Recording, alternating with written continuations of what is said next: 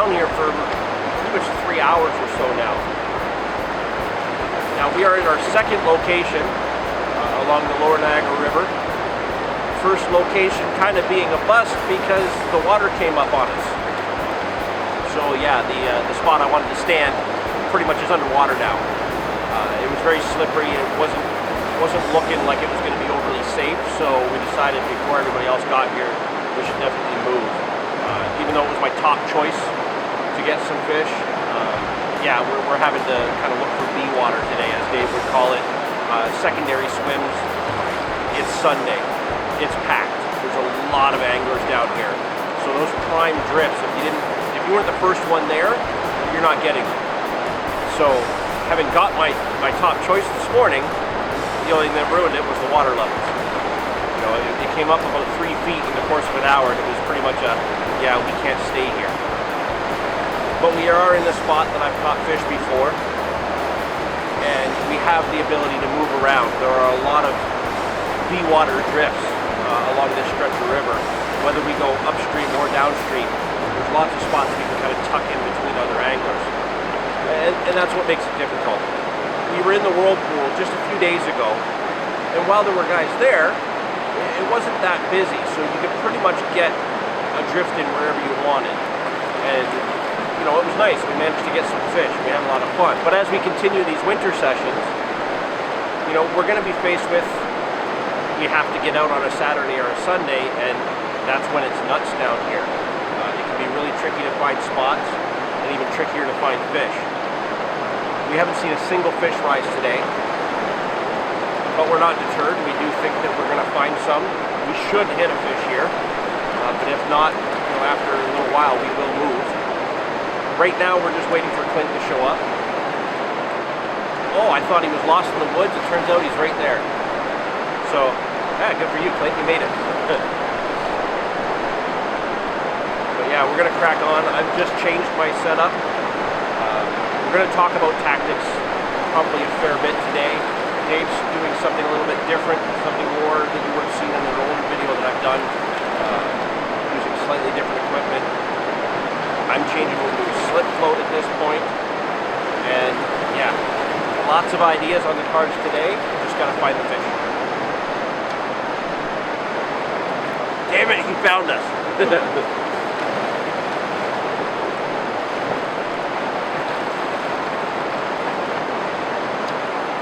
Is it fighting back? Huh? Is it fighting back? Not yet. If I antagonize it long enough, maybe it'll fight back. Can't rock fast.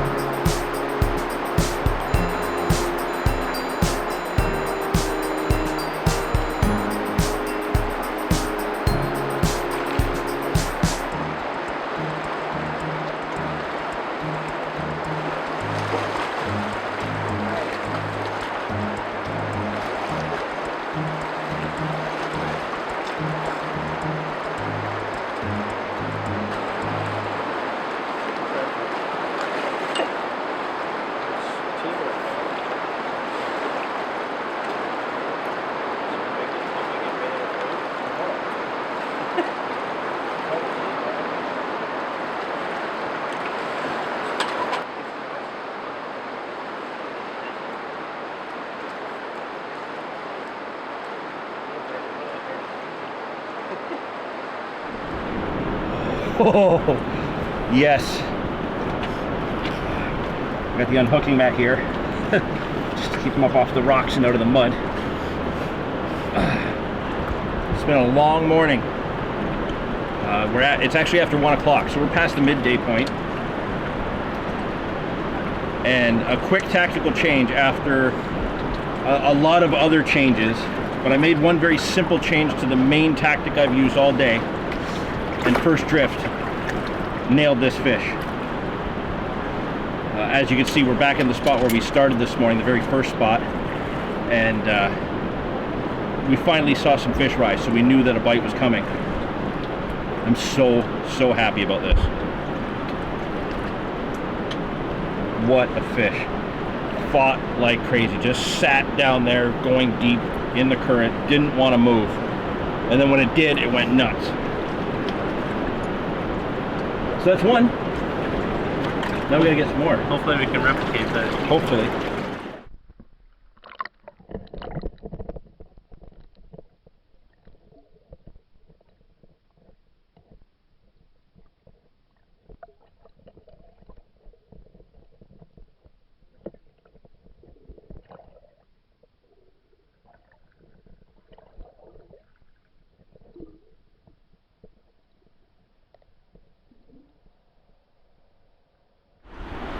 Alright, well I said earlier we would talk a bit about the tactics today. It's been a very difficult day, so I could probably do an entire video just telling you what tactics we did in the 2 different spots that we've stopped. Plus we've walked along to look at the other swims and see where people are, if anybody else is catching. It doesn't look like there's been much activity. We heard of one, I'm not even sure what kind of trout it was, but we heard of one fish being caught down further. But yeah, we got back into this spot, and luckily it was free. The water stopped, it didn't come all the way up, so I can't get on my rock. It's a little bit precarious there, but we can fish the water, and that's what's important. We can get the drift to the right of it, not necessarily in front, but to the right. And you know, I've been doing the same thing that we did actually in the last video in the whirlpool, drifting a soft plastic minnow under a float. And again, using Dave's tactic of just twitching it. You know, I have switched to a slip float. We might as well just go over the gear right now. I've got a Raven T4 float reel. This is spooled up with Seagar 10-pound test. I'm not even sure the type of line. I think it said ripping on the box. It's clear. This line is like super invisible. Even at 10-pound test, I'm quite impressed with it. It's really strong as well. A Raven Matrix 12-foot 6 float rod. And just go up to the float. So I'm using a slip float now. I was using a fixed float last week and this morning, but I wanted to fish deeper. At times I've been fishing as much as 18 feet down along some of the ledges. So I wanted to bulk up the shot to get it down there and keep it in the current. So I put on a Raven FX 24-gram slip float, and that's going up to my stop knot way up there. That fish I got at about 12 feet down. So I'm fishing shallower than I was this morning. My shot pattern is just semi-staggered until you get just above the swivel, and then I've got several in a row as kind of like almost like a bolt, just to get the line down really fast. And hear people all over the place here. My leader to the swivel is not very long, maybe 24 inches. It's about to get shorter because that's a little bit frayed up. And the minnow I've been using is a new one I picked up yesterday from Peter's Tackle, and it's not one I've used before, but what got my eye was that they're made in Canada. They're called Angler's Choice, and these are handmade soft plastics that are also salt and scent infused. And I really like the color. The color jumped out at me on the shelf, so I wanted to give it a try. Now normally I would rig this, I'll show you, almost like I would rig any other grub or soft plastic, just straight down through the top. And that worked for me last week with that white one when I got that rainbow. This week I was drifting like this. Dave's been drifting that similar tactic. Even Clint has been doing this under a float. And we're all using different color, white, grays, and this blue, iridescent blue. And we've not had anything. So after my last break off, because I've lost a lot of tackle today, I thought I'd try something a little bit different. And I've almost kind of wacky rigged it like you would for bass fishing. Or drop shotting. Well, I guess not drop shotting, but wacky rigging it. So I wanted it to drift more that way in the water. Almost like it's swimming. So the currents are going to move it. It's going to spin around. It's going to look disoriented. Literally water that I had put 20 drifts through, that Clint is fishing with me. First drift. And I nailed that fish. So obviously there's something to that tactic. And I'm quite happy it worked. And now I've caught a fish on these soft plastics, so I'm gonna have to check these guys out and probably get some more of what they have. The hook is a size 2 Raven Octopus. I went with size 2 because I wanted a heavier wire, knowing that we were going to be most likely targeting lake trout, and I wanted that stiff hook. I didn't want any chance of it bending out, so I went with the heavier size 2. And that pretty much sums up my setup here. Like I said, we've used other lures, tube jigs, spoons. Dave's even done some bottom bouncing. It's not worked. This finally worked. We're seeing fish rise now. We're gonna make some adjustments and hopefully nail a few more fish.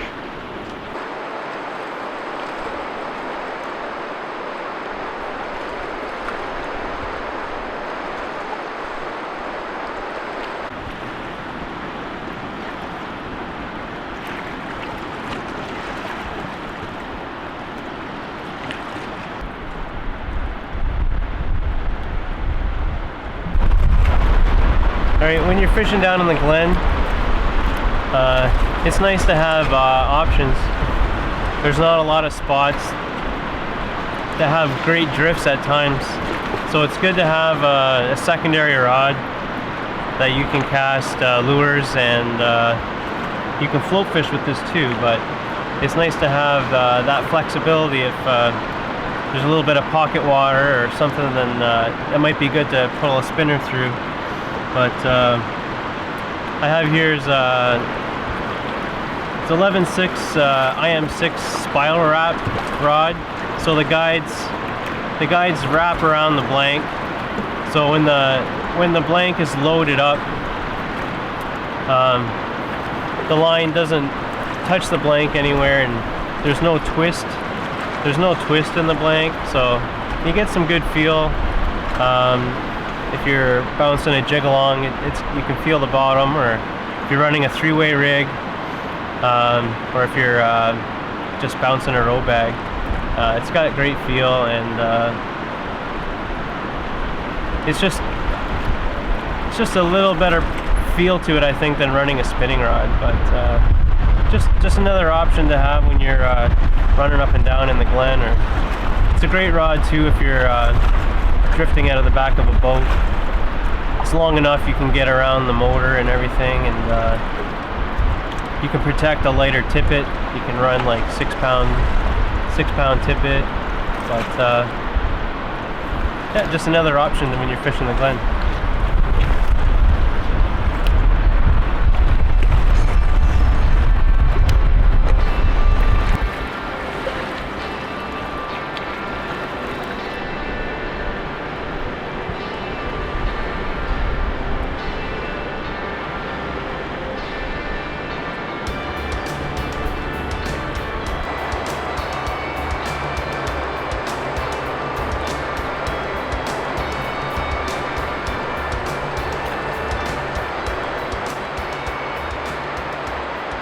Well, that wraps up this session.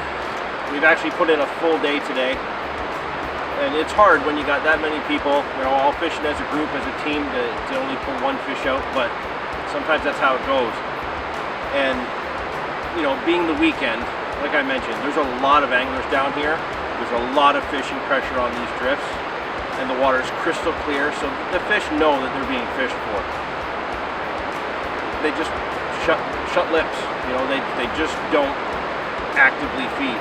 We had that narrow window, we had fish rising, got that bite, worked out, but then right after that they stopped rising, we didn't see another fish or even another sign. So when you can fish during the week down the gorge, I would say that's your best bet. Other than that, just make sure you watch the water levels.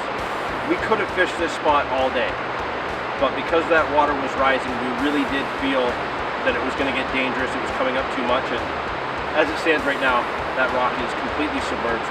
It's just not practical to fish there. So be safe, watch the water levels, and just adjust your tactics. Do what you have to do to get a bite. Sometimes it's just a difference of changing the angle of that bait, like I did today. But for now, that's this session wrapped up completely. We have one more session of 2018 coming up next week. Not sure yet where we're going to be or what we're chasing. But yeah, that'll be exciting. The winter series continues. See what's going to bring us next week.